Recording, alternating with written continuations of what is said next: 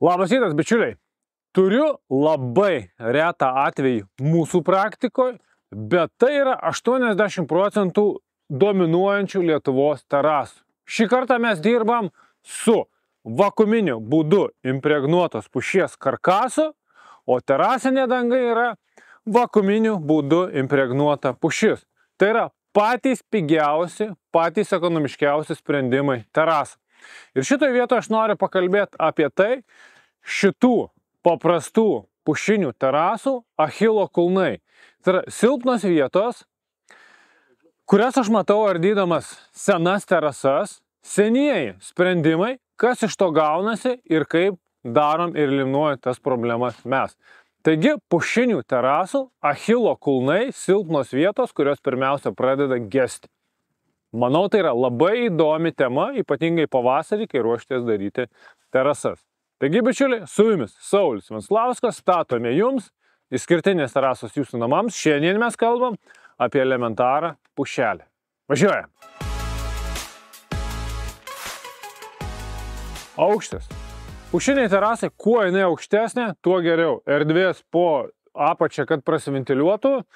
Kuo geresnė ventiliacija, pušiai yra gerai. Bet šiuo atveju žiūrėkit, čia turim aukštą dalį, čia mes turim sužemėjimą ir einam. Čia mes jau turėjom visai žemai. Teko mums 15-20 cm nusikasti, nes praktikoje yra tai, kad ardant senas terasas labai dažnai gulekšnis randam po žemę. Apačia. O tai yra dėl to, kad žemė su laiku pakyla. Per 10 metų 4-5 cm tikrai pakils.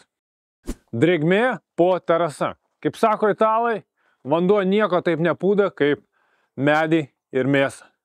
Kad mėsa nepūtų, jie geria daug vyno.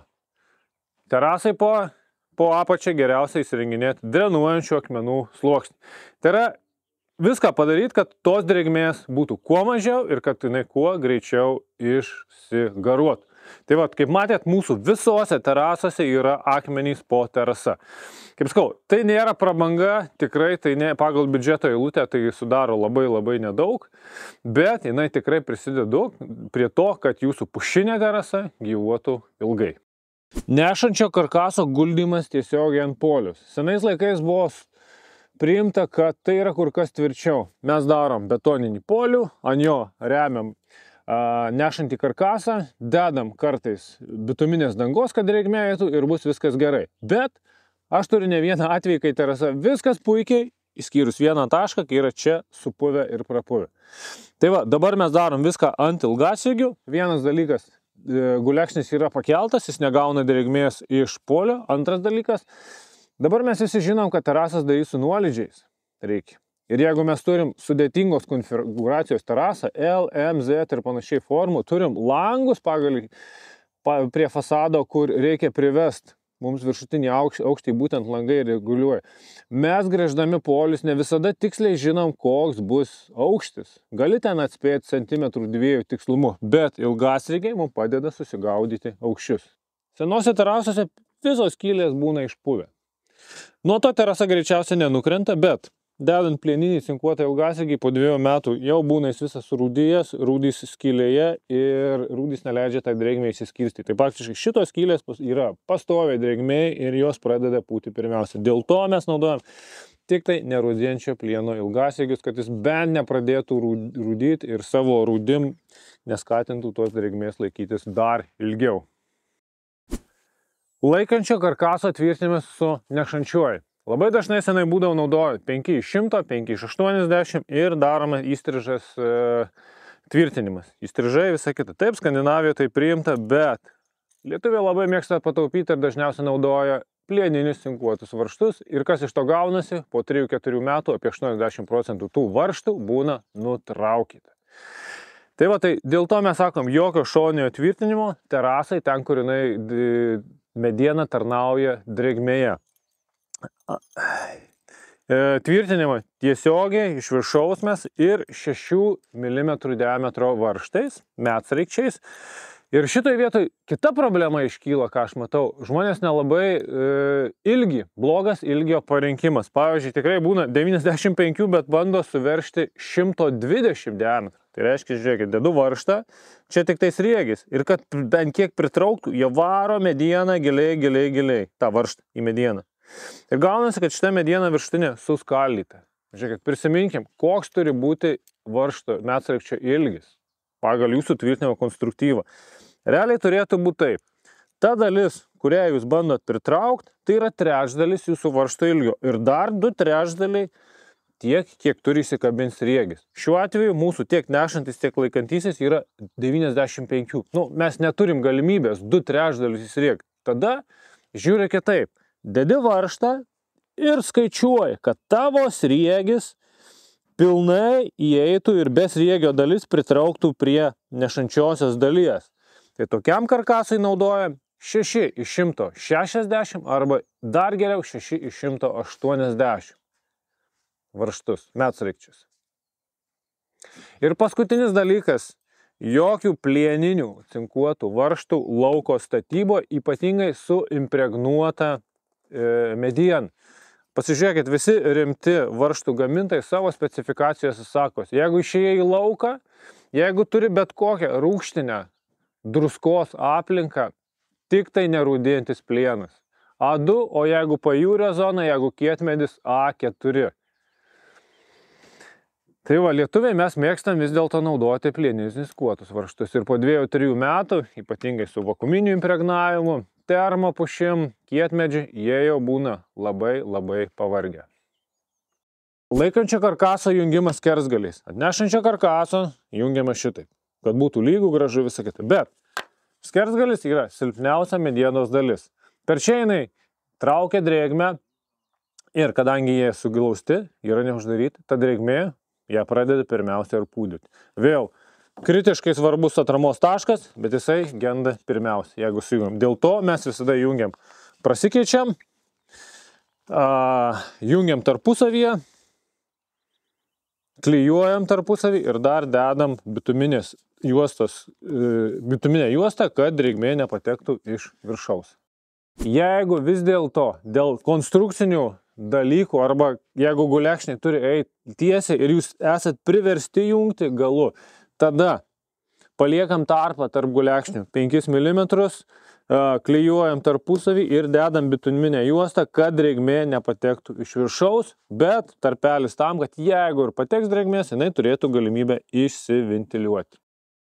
Kągi, pereikim prie konstruktyvo ypatybių. Dabar smulkios detalės. Smulkios detalės, kaip taisyklė, vakuuminiu būdu impregnuota pušis, jinai labai greitai atsipalaiduoja, jinai greitai susiaurėja, dėl to visos silpnos tos smulkios detalės pradeda judėti, krutėti, deformuotis ir panašiai. Dėl to mes jas visas dar papildomai klijuojam poliuretaniniais klijais, kad jos neatsipalaiduotų, nes tai yra šonai ir atsipalaidavę pradeda judėti. Toliau, antras dalykas, lentų tvirtinimas. Atstumai tarp gulekšnių. Senais laikais būdavo 60 atstumas. Buvau balkone dabar savaitgalį, 80 radau tarp gulekšnių ir niekas ten buvo neįsivaikščia. Neįsivaikščia dėl to, kad senais laikais mes tvirtinam tiesioginiu būdu, tai yra per lentos viršų.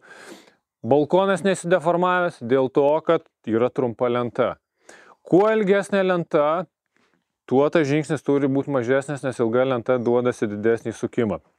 Šiuo atveju dabar mes norim visi lentas tvirtinti šoninį tvirtinimą. Šoninis tvirtinimas nėra toks tvirtas kaip tiesioginis. Dėl to mes privalom tą žingsnį daryti mažesnį. Taigi, pušiai, kad neįsikraipytų, naudojame tokį dalyką. Galuose gulekšniai yra sudvigubinti. Tiek pradžioj, tiek pabaigoj, kad laikytų galą 4, ne 2 varžtai. Atstumas tarp gulekšnių 40-45. Jeigu mes dėl terasos ilgio priversti daryti lentų sujungimų, mes privalom dvigubinti gulekšnį.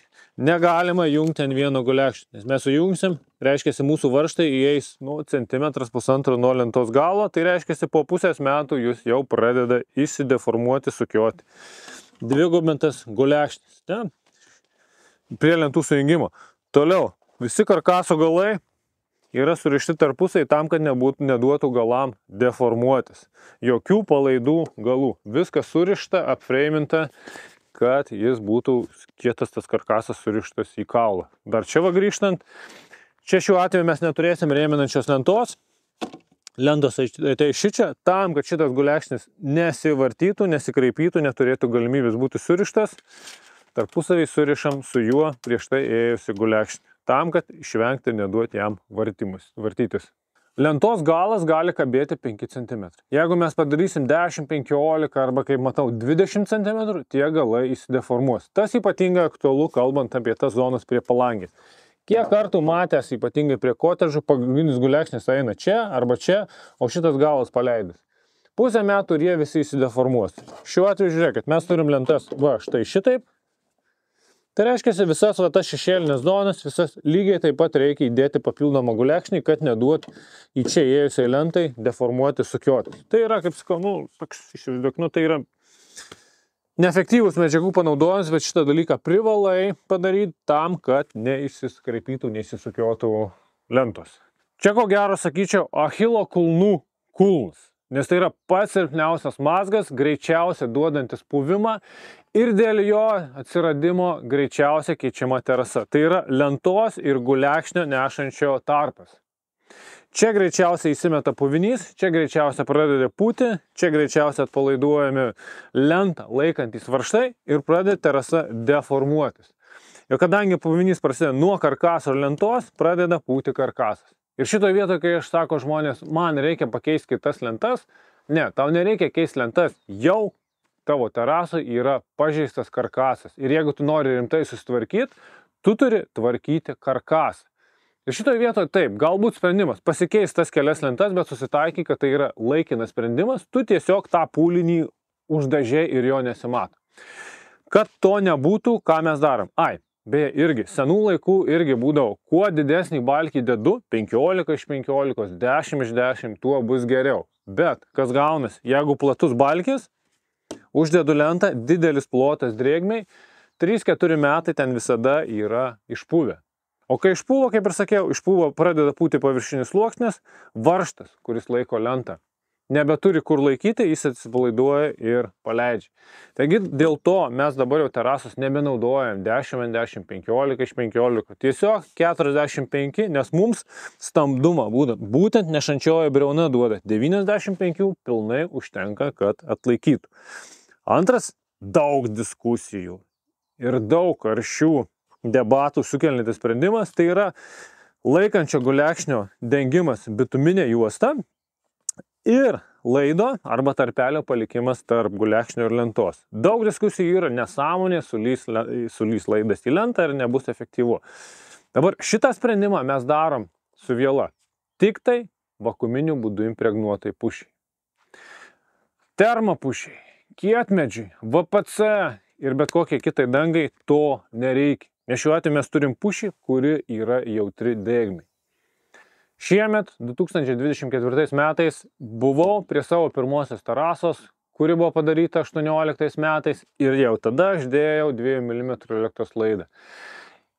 Išsardžiau ir tas laidas tikrai nesulindęs ir tikrai savo darbą padaro.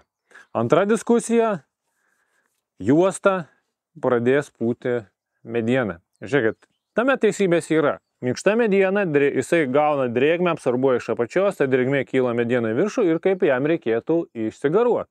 Dėl to mes darom tik tai viršutinį sluoksnį, o neužleidžiam ant šonų. Nes jeigu jūs užlenktumėt, kaip dažnai būna, stogelį padaro ir neduotumėt išeit drėgmei, 2 cm, ant 45 uždedu 80 juostą ir dar užspaudžiu. Taip, jūs tą drėgmę užrakinat viršutiniam sluoksniui. Dėl to mes darom tik tai viršutinis sluoksnis ir galų neužleidžiame. Tuo pačiu, kaip matot, visos varžtų galvos, vietos, kur yra įsriekta, irgi yra užklijuota bituminė danga, tam, kad drėgmė nepatektų. Šitą vietą labai dažnai matau deda šitą juostą kaip alternatyvą PVC juostą arba mūro juostą, kurį deda mūrininkai ant pamato tarp betono ir plytos tam, kad drėgmė kapiliariniu būdu neeitų į plytą. Šiuo atveju jūs padarot dar blogiau. Nes kas gaunasi, jeigu tu dedi PVC, tu ją pribadai daug, ta drėgmė labai šauniai turi skylučių, kur jas kaip praeiti į medieną bet jai neduoda tą PVC išgarinti. Ir čia visai neseniai vienas buvo, mačiau, atsiuntė nuotrauką žmogui, 20 cm juosta sudėtos ant gulekšnitės, visą juosta visa uždėta, užsukta. Na tai kur tai drėgmei pasidėti? Ir tokiu būdu jūs norėdami gerą, priėmė ekonominį sprendimą, padarote dar blogiau. Tai va šitoje vietoje tik tai bituminė danga arba guminė, tam pritaikyta specializuota, tam, kad pradūrus su varžtu jisai izoliuotų ir varžto pradūrimo vietą. Šitam tarpeliui realizuoti mes naudojame elementarią sodo vielą 3 mm, kurią galima nusipirkti bet kuriam prekybos centre. Aišku, yra spaksai, yra sigos, visi specializuoti sprendimai, kad pakelti tą lentą, kad gražiai suformuoti tarpelį ir panašiai, bet ten gaunasi 7-8 eurai kvadratą. Tu pasirinki terasinę dangą, kur yra 15 eurų ir dar dedi sprendimą 8 eurai, tai man atrodo jau nelogiška. Dar vienas labai didelis achilo kulnas pušinėje terasoje, tai yra šoninės lentos prispaudimas prie karkasų. Ne? Kai prisideda lenta, čia pastoviai eina drėgmė ir jinai neturi kur pasidėti. Kad to nebūt, aš visada siūlau tokius sprendimus. Vienas tai yra konstrukcinis, mes pačią lentą per balkelį atitraukiam nuo viso konstruktyvo. Tai yra šiuo atveju ten, kur ateina lentų galai, dedu šitaip, plus niveliavimo kaladėlės, tai yra tam, kad mes idealiai galėtume įsigaudyti 4 mm tarpelį. Mes visada naudojam, jeigu lentos 5 mm tarpelis, šičia dedasi šiek tiek mažesnis. Tai vat, niveliavimo kaladėlės leidžia tą tarpelį įsigaudyti idealiai, nes mediena, pušinė mediena nėra lygiai, jinai yra, tai, kad ir kalibruota, bet vis dėlto yra realybė, kad tas plotis skiriasi. Tai va, ten, kur lentų galais šitas sprendimas, o iš galo eina niveliavimo kaladėlės. Tai va, šiuo atveju čia mes, kadangi kad matytųsi, kad čia šonė, mes darom šiek tiek mažesnį tarpą, 4 mm. Jeigu čia 5 mm, čia 4 mm. Ir šitas niveliavimo kaladėlės dar užklijuosim juodą juostą, kad jos per tarpą nešviestų. Yra ten specializuotos visokiausios gumos, bet pagal kainą šitie yra, nežinau, kokie 15-20 kartų pigesni. Pereikim prie lentų. Jeigu tu dirbi su vakuuminiu būdu impregnuota pušis ar termopušim, turėk omeny, kad tau atvažiuos lentos, kurių skersgaliai bus visi sutrūkinėję, nupjauti belenkaip, su šakom ir panašiai. Dėl to visada imk didesnis ilgis ir traktuok, kad 10-15 cm viso lentos ilgio reikės nupjauti ir išmesti. Jeigu jūsų terasa 2,90, lenta turi būti 3 metrai arba 3,20. Dažniausiai toks yra žingsnis. Gerai, reiškia, visus galus mes turim nupjaustyti. Nupjausčiau galus, antras dalykas, kaip ir minėjau, skersgalis yra silpniausia pušies vieta. Jinai per čia geria drėgmę. Dėl to rekomenduotina visus galus užvaškuoti.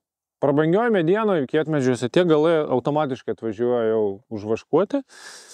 Šiuo atveju pušiai nusipjauni, nufrezuoja galą, šoną ir visi skersgaliai yra vaškuojami. Tai va, čia jūs matot krūvą paruoštų lentų, kurios eis į terasą.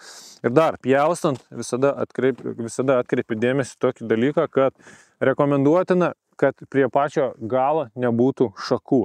Kaip matot, visos supjaustytos lentos, jos neturi galuoti šakų. Skirtingas medienos tankis galuose, ten, kur vyksta didžiausia ta drėgmės absorbcija ir garavimas, priveda prie to, kad greičiausia ten deformuojasi ir greičiausia skyla. Tai va, jeigu yra galimybė, vengi tų šakų. Kągi, pradėjau lyti, pats laikas pakalbėti apie pušinės terasos nuolydžius. Ar jie reikalingi? Kad jie būtų reikalingi, niekur neradau parašyta. Skandinavijoje didžioji dauguma heiterių man dažniausiai rašo, kad mes nedarom, čia nesąmonė, ant stalo čierka kreivai stovi, nuvažiuos ir panašiai ir panašiai. Iš savo praktikos, ką galiu pasakyti, termopušiai tikrai reglamentai nuolydis procentas, kietmedžiai nuolydis procentas. Iš principo tai yra medis, tai aš irgi skaitau, kad nuolydis yra reikalingas ir mediniai terasai aš darau apie 1%. Tai reiškia centimetras į metrą.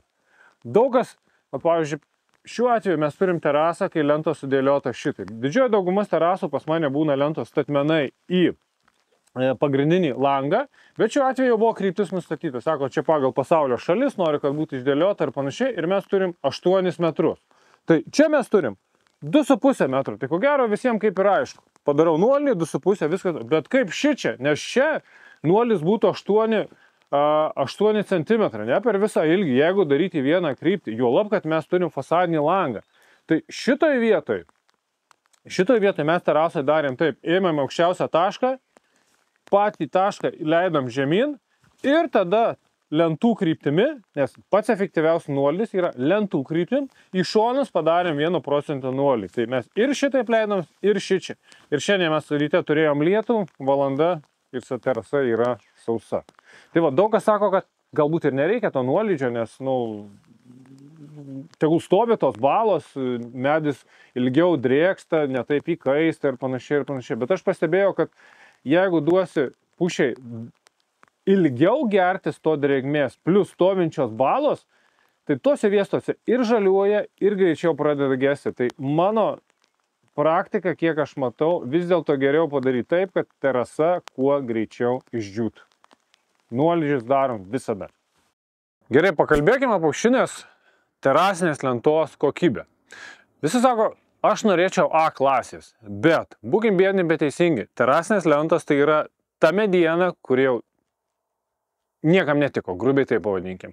Tai yra baldinė mediena, konstrukcinė mediena ir tai, kas liko, eina į terasinės lentas. Dėl to mes turim labai daug šerdies, jinai darosi iš plono diametro medienos. Aišku, aš kalbu apie tą medieną, ką mes sutinkam parduotuviai. Esu man vieni drakonai kėlė nuotrauką, žiūrėk, lietuvišką pušelį, ne vienos šakos ir panašiai. Aš tikiu, kad tokią medieną galima pasidaryti, bet jinai kainuos ko gero tiek pat, kiek braziliška ipė. Bet čia aš akcentuosiu į tai, kas yra parduotuvėse. A klasės grynos nėra, B su priemaišam. Tai yra B klasė, kas tai yra negyvos, iškritusios šakos, skilimai, trūkimai, nedaobliavimai, diametro skilimai ir visa kita ir visa kita. Ir tos B gali būti iki 10–15%. Ir jeigu jūs turite terasą, kur yra skirtingi ilgiai, šiuo atveju kaip mes turėjom 1, 2, 3, 4, 5 jungimai, mes turėjom galimybę varijuoti su ilgiais. Mes turėjom laiptus, daug takų, mes visą tai kruopščiai išsigaudėm. Visos tos negyvos, juodos, viskas jos pjaustėm, metėm. Tai yra daug papildomo darbo ir darant pušinę terasą, kad ir pigi ta medžiaga 15–18 už kvadratų, bet reikia susitaikyti, kad 10–15% jūs išmesit. Arba jeigu jūs turit kvadratą ir neturit galimybę tos išmėtyti, bet jūs norit ledinės pušinės terasos, nusipirkite iškart daugiau. Daugiau tos medienos žaliavos. Gerai, dabar mes turim terasą su pušinių lentų sujungimais. Va čia prasideda tikrasis iššūkis, nes pušinių lentos, kad ir kalibruotos, kad ir gražios, bet jos visos matmuo per pačios lentą skiriasi banguoja dėl skirtingo tankio, šakos, minkšta mediena ir panašiai daro, kad jos yra išsibangavusios. Toliau, deformacijos, skirtingi pločiai, skirtingi aukščiai. Jeigu jūs atsivežėt lentų, jų lentų plotis gali skirtis 5 mm skirtingų lentų. Tai yra nuo 118–123, nors deklaruoja, kad tai yra 120. Lygiai taip pat su aukščiu gali skirtis iki 2 mm. Ir jeigu jūs terasų turit sujungimų, jums reikia sutaikyti plotį, jums reikia sutaikyti aukštį. Ir be viso to dar reikia atsirinkti tas gražias lentas. Bičiuliai, grįžkim prie šoninio tvirtinimo. Mes nematom varžtų galvų, bet kaip matot, jisai juda, jis duoda paslankumą. Dėl to yra du dalykai, kuriuos noriu akcentuoti. Vienas dalykas, pušis, kai deformuojasi, tie tarpai gali išsivaikščioti. Tai yra ne tai, kad bus va čia visur vienodi, bet jinai gali pasistumti, nes šonis tvirtinimas leidžia jai visą tai padaryti. Antras dalykas, dėl ko mes visada naudojam šoniniam tvirtinimui, tik nerūdėjant į plieną, kadangi jis nėra tvirtas ir pradeda sukiotis, yra didelė rizika, kad ypatingai pietiniai pusiai terasose gali nutraukti varžtus, ko pasekoje daug lentų išsivaito, išsivaikštų. Dėl to šoninis tvirtinimas, kaip sakau, tik tai nerūdijantis plienas. Taip naudojame mes. Gerai, mes pasidarėm pušinę terasą. Mes įsigaudėm visas negyvas šakas, iškritusias, trūkimus, plyšimus, visą kitą. Viską padarėm, kad jinai būtų padaryta idealiai. Bet kas jūsų laukia? Pirmas dalykas, pušis, tas medis, kuris pakankamai jautriai reaguoja į drėgmę, šilumą, karštį. Jinai greitai plečiasi, greitai traukiasi. Tai yra terasa, mes čia gal prieš 2-3 dienas sudėjom, buvo 5 mm tarpas, 2 dienas plus 25, mes jau turim laisvų 6. Kiekviena lenta susitraukia prie 1,5 mm. Mes neturėjom trūkimų. Mes jau turim trūkstančią medieną, įtrūkimai. Tai čia yra tik tai dabar padaryta terasa, kuris savaitė. Bet einam pažiūrėti, ta dalis buvo padaryta rudenį. Paskutinė šios terasos nuotrauka buvo su pirmuoju sniegu. Einam. Žiūrėkit, čia buvo viskas išrinkta. Ledinė mediena. Po žiemos trūkimai, trūkimai, trūkimai, trūkimai, trūkimai ir panašiai. Tai yra natūralu, tai yra natūrali mediena. Dabar žiūrėk, dar kitas dalykas. Pušinę terasą reikia alyvuoti. Alyvuojama ne dėl to, kad gražiau būtų. Nes, pavyzdžiui, šitos terasos konceptas jinai turėtų natūraliai nupilkėti ir įsilieti į bendrą visumą. Į visą. Žiūrėkit, matot, yra kai kurios lentos baltos, ypatingai gal tenais matosi. Tai yra, didžiąją dalį lentų mes nusialyvavom dirbtuvėse, bet kadangi buvo daug pakeitimų statybų eigoj kūrybinių, mes tiesiog pritrūko medienos. Ir kai baiginėjom terasą, nebuvo galimybės alyvuoti bespalvę alyvą. Tai va šitos lentos, kurios tamsesnės, buvo nualyvuotos dirbtuvėse, o tos, kur šviesesnės, tiesiog atvežta papildomai ir jos buvo nenualyvuotos. Kaip matot, viena žiema, 3-4 mėnesiai po sniegu, jau matom, kad tos lentos, kurios nealyvuotos, jos kur kas labiau reaguoja į aplinkos poveikį, į saulę ir panašiai. Tai jeigu jūs patingėsit, apleisit tą terasą, jūs braukėt metus nuo jos eksploatacijos laikotarpį. Jeigu, pavyzdžiui, su termomedžiu, ten, kaip sakau, jisai nupilkėjo, bet užėjo ūpas po 3 metų, nusiplovit, nusilyvavot jos eksploatacijos laiką, jūs neįtakojat, o šičia jūsų patingėjimas tiesiogiai nubraukė nuo jos gyvavimo trukmės. Dar vienas dalykas, pušinės lentos eksploatacijos susitraukia ir išlenda varžtų galvos. Todėl po pirmos žiemos, po pirmo sezono rekomenduotina visus varžtus šiek tiek priveržti. Be viso to, kadangi lentos susitraukia ir jau jeigu pas jus yra šoninis tvirtinimas, labai dažnai būna, kad išlenda varžtų šonio tvirtinimo varžtų galvos. Va čia matosi. Ne? Aišku, jūs matosi dabar, kai gaus drėgmės, lentos įsipūs ir jų bus nematyti. Toliau. Pušis yra spygliuotis. Spygliuotis turi sakų. O pas mus klimatas toks, kad mes turim vasaromis kaitras iki plus 35 ir daugiau. Tai nuo kaitros pušis tikrai sakuojasi. Ypatingai, jeigu susidėsit pietiniai pusėje, kaip sakau, neturėsit perkaitusios terasos, bet jūs turėsit apsisakavusią terasą. Aišku, yra priemonių, išsivalo tie sakai, bet tai nėra malonu. Ir kitas dalykas, nuo karščio pušis pakankamai stipriai aižėja. Kaip pavyzdžiui, ąžuolą. Mes turime ąžuolinį suolą, ne, kas tai yra aižėjimas. Čia prie jį prieš 1,5 savaitės padėjo, buvo beveik lygus paviršius.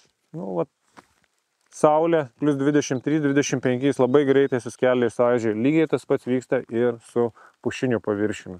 Tai va, karštis pušiai vakuuminiu būdu impregnuotai gyvai nėra draugas. Galiausiai pakalbėkim, kada vis dėlto gerai ta vakuuminiu būdu impregnuota pušis. Pirmas dalykas tai yra pati pigiausia terasinė medžiaga. 15-18 eurų kvadratą. Plius tai yra vietinė žaliava. Gausit bet kurioje lentpjūvėje, bet kurioje medžio parduotuvėje. Jums nereikia bijot, kad kažką suklysit medžiagose, apsiskaičiuoti. Blogai nupjausit. Viskas gerai. Galėsit nuvažiuoti bet kada nusipirkti. Tai yra priešingai, negu būtų kažkokia premium klasė, kur lauki 2 mėnesius, kol tau atveš. Pjūvis neteisingas gali kainuoti 200 eurų ir paskui vėl lauk 2 mėnesius, kol atveš papildomai lentų. Tai va su pušim kur kas paprasčiau. Tai yra pasidarysit pigiai, puiki medžiaga jūsų kaip pirmai terasai, kaip sakau, nebus gaila po 3, 4, 5 metų kaip ir ją palikti arba pasikeisti, bet jeigu jūs darysit pagal tuos patarimus, ką aš jums dabar dariau, tai ta terasa jūsų tikrai stovės 12-15 metų tikrai. Pušį dažniausiai naudojam objektuose, kur yra daug kvadratų, ten, kur yra gamta. Tai yra šiuo atveju kaip ir šičia. Čia buvo bendras konceptas, sakė, norim taip, kad tos visos terasos įsilietų į bendrą pelkę, į bendrą kraštovaizdį ir mums reikia, kad jinai pasidarytų natūraliai pilka. Tai vat, iš principo, jos ta visi minusai, ką aš susakiau, tai yra aižymai, trukinėjimai, pilkėjimai, priežiūra. Čia yra privalumas, jinai greičiau susilies su gamta. Plius, kaip sakau, daug kvadratų mes neišlipam į beprotiškas sumas. Tai vat šituo atveju, kaip sakau, jeigu tai pirmosios terasos, jeigu nekeliat labai didelių reikalavimų terasai, arba turit daug kvadratų, tada pušis nuostabus pasirinkimas. Tai va, bičiuliai, taip atrodo pušinė terasa ant pušinio karkaso. Visa mano patirtis, įžvalgos ir daugelis sprendimų, ne tai, kad aš kažkur perskaičiu, galvoju, pas mane yra tikrai ne viena metų praktika, patirtis ir aš padariau sprendimus ir aš jau galiu pasakyti, kaip tie sprendimai atrodo po 5-6 metų. Tai o pabaigai atsakymas į tą tokį desertinį klausimą, kurį matau grupėse, kurį girdžiu iš savo užsakovų, kai gauna samatą. Sauliau, kaip padaryti terasą pigiau? Tai va, tai ką jūs matote, tai geriausia apibūdina tą atsakymą, kurį aš sakau tokiu atveju. Tai yra, dedam kas trečią lentą. Tikrai bus pigiau. Juokitės. O kaip jums atrodo? Kaip, pavyzdžiui, vieni meistrai, pirkdami tas pačias medžiagas, netgi iš tų pačių taškų, vieni sugeba padaryti už 80, o kiti už 130-140 į kvadratą. Nepagalvojot? Faktas, kad didesni tarpai tarp gulekšnių, mažiau varžtų, mažiau. Taip susitaupo. Tik šiuo atveju jūs matot akivaizdų rezultatą. Nėra lentų. Bet jeigu būtų lentos visos, o apačioj karkasų, polių ir panašiai mažiau, va šito jūs nematytumėte. Taigi, čia nėra jokios magijos. Gerai, bičiuliai, tikiu, kad šitas video buvo labai naudingas. Spaudžiam laikus, tampam prenumeratoriais. Iki kitų kartų. Iki.